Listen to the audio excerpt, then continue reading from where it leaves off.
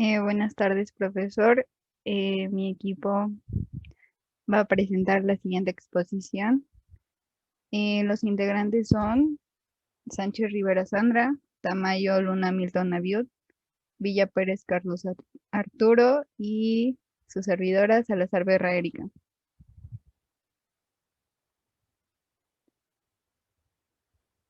En la siguiente tabla es de instrumentos de medición lineal y angular. La medición lineal se ocupa de todas las mediciones efectuadas sobre un sólido estático en cuanto a sus dimensiones, por ejemplo, espesor, ancho y profundidad. En la medición angular es la clase de medición sobre un arco de circunferencia en un plano. Existen dos tipos de lectura, directa e indirecta. La directa es aquella que se realiza aplicando un aparato para medir una magnitud, y la medida indirecta son las que a veces no podemos medir directamente y solo podemos conocerlo utilizando una fórmula. ¿Qué es el rango de instrumento de medición? Es el rango de un parámetro de medición en el que permanecen las diferencias de medición dentro de unos límites definidos. ¿Qué es la resolución de un instrumento de medición? Es el incremento más pequeño que permite diferenciar una lectura de otra. A continuación va mi compañero Carlos. ¿Qué son los tipos y aplicaciones de instrumentos medidores de longitud? ¿Podemos pasar a la siguiente diapositiva? Los tipos de instrumentos medidores, en este caso encontramos diferentes tipos de instrumentos y su principal función es facilitar la medición a grandes y pequeñas escalas. Para esto podemos tomar como ejemplo lo que vendría siendo el odómetro, que es principalmente utilizado para calcular distancias grandes y calcularlas con mayor facilidad. O podemos tomar también la regla, por ejemplo, siempre y cuando estén graduadas, y estas son más específicamente para objetos pequeños. Podemos cambiar de diapositiva.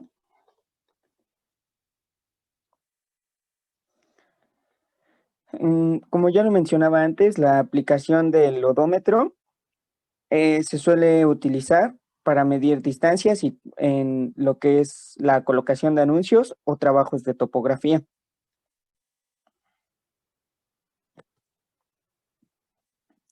El calibrador se suele utilizar para hacer mediciones pequeñas donde se requiere una gran exactitud. Sin embargo, como lo mencionaba antes, se puede utilizar también la regla graduada o el micrómetro. Los instrumentos medidores de espesor, como lo vimos en los instrumentos medidores de longitud, estos varían su precisión y capacidades de medición, y algunos de ellos cambian el sistema en el que miden. En este caso presentamos del lado izquierdo lo que es un medidor de espesor digital y del lado derecho un medidor de espesor de hoja de metal.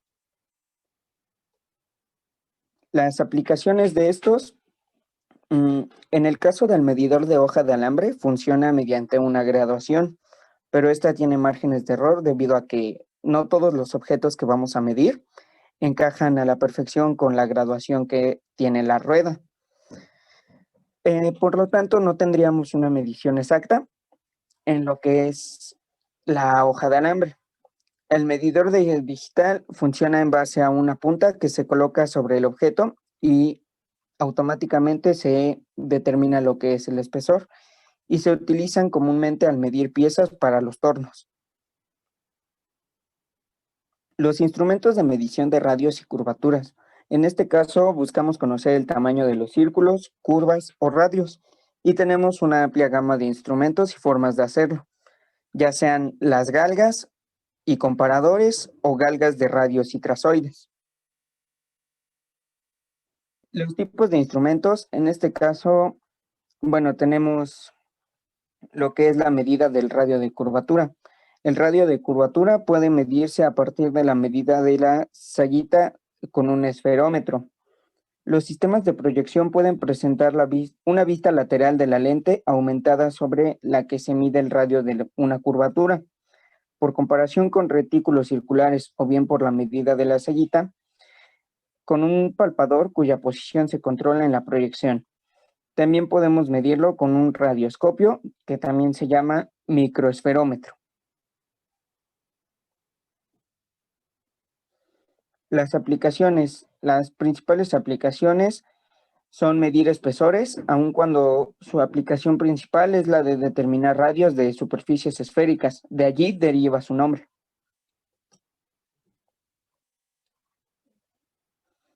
Va a continuar mi compañero Milton Abiud. La aplicación de instrumentos de medición de roscas de tornillos y o tuercas.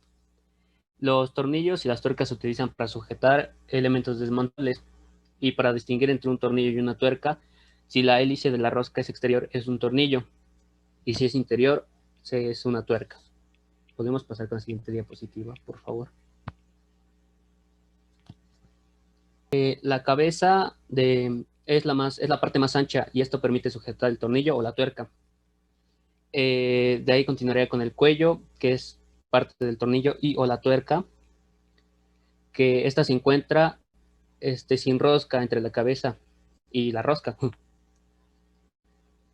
La rosca es la parte del cilindro en donde tiene un surco helicoidal.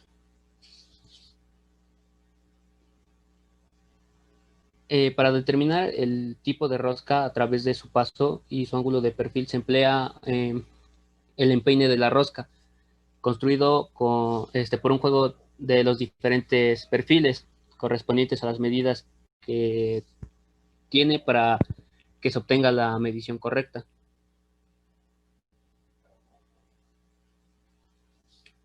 La medición con micrómetro de punta, con el micrómetro de punta se puede controlar un diámetro medio de una rosca de aproximadamente 0,01 milímetro de las dos puntas, que tiene una sumidera y se adapta a la parte llena del filete.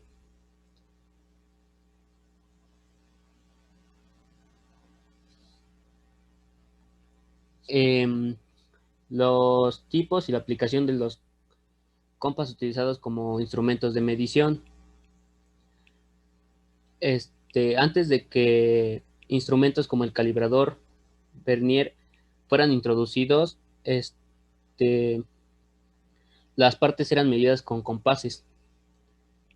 Para medir diámetros exteriores, la parte es opuesta entre las puntas de los compás y luego las puntas de los compás son colocadas sobre una regla exterior. Se separa una distancia en específico. La aplicación del goniómetro. El goniómetro es un instrumento que tiene una forma de círculo con una graduación de 180 a 360 grados o de un semicírculo, ya sea como se vea, el cual es muy utilizado para las mediciones o construcciones de ángulos. Su palabra del goniómetro está conformado por la primera palabra que significa ángulo y la segunda mitad se encuentra en estrecha relación con las medidas. Las características del goniómetro es que tiene un ajuste delicado, posee una división mínima de 5 minutos o de un doceavo de grado. Está hecho de acero inoxidable, tiene rango para medir los 360 grados, tiene una lupa del vernier magnificadora, es un dispositivo utilizado para medir ángulos de tipo agudo. Y pasamos con mi compañera Sandra. Yo voy a explicar los tipos de aplicación de las escuadras métricas. Bueno, para empezar podemos encontrar la escuadra combinada. Y esta consiste en una lámina o regla que llevan montados una serie de accesorios que son intercambiables. que son denominados cabezales. Estos pueden desplazarse libremente a lo largo de la regla, como se muestra en la imagen, por medio de una ranura ubicada en el centro de la regla. Para este tipo de escuadra existen cabezales, como ya se había mencionado, que dependiendo en cuántas ranuras cuente la escuadra es como se podrán cambiar las cabezales. Mas, sin embargo, una de las reglas será la base de todas estas, e incluso estas se pueden adquirir por separado, dependiendo de la necesidad que se requiera.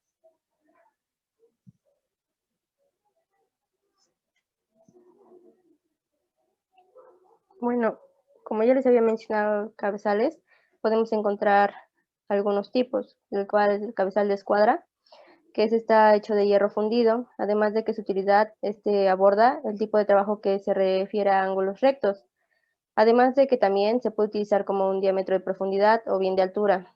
Este se proporciona por un trazador o tiralíneas metálicos de punta fina, un nivel de burbuja, un tornillo de fijación y posee dos laterales para trazos de ángulos a 90 grados y a 45. Seguimos con el cabezal transportador. Su utilidad es de trazar y medir ángulos, hasta con una precisión de 1 grado. Cuenta con un transportador montado sobre una torreta giratoria que va en cualquier dirección. Posee una escala graduada de 1 a 0 a 180 grados, de 0 a 90 grados. También tiene un nivel de burbuja H y presenta 2 tornillos laterales de graduación y un tornillo de fijación a la regla. Continuamos con el cabezal busca o centro o descentrado. Se utiliza para definir el centro de una pieza cilíndrica, como dice su nombre. Se puede girar alrededor de un cilindro para así marcar 2 diámetros y se puede determinar el centro de la figura. Y bien, continuamos con lo que es la base, que es la regla, que esta herramienta está constituida en acero al alto carbono, endurecido y templado. Esto sirve para que evite el desgaste que podría disminuir la presión del instrumento. Puede estar graduada en el sistema métrico, imperial o ambos sistemas, y por lo general tiene 300 milímetros de longitud.